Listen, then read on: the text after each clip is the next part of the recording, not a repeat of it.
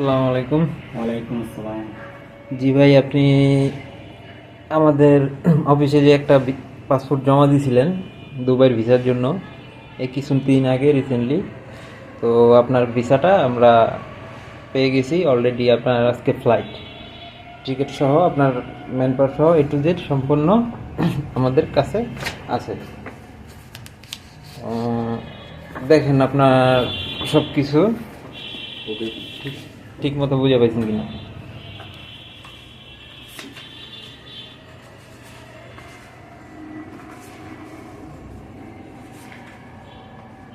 আলহামদুলিল্লাহ ভাইয়া, অনেক আমার সব কিছু ঠিক মতো পাইছি। তো সব কিছু কমপ্লিট আছে।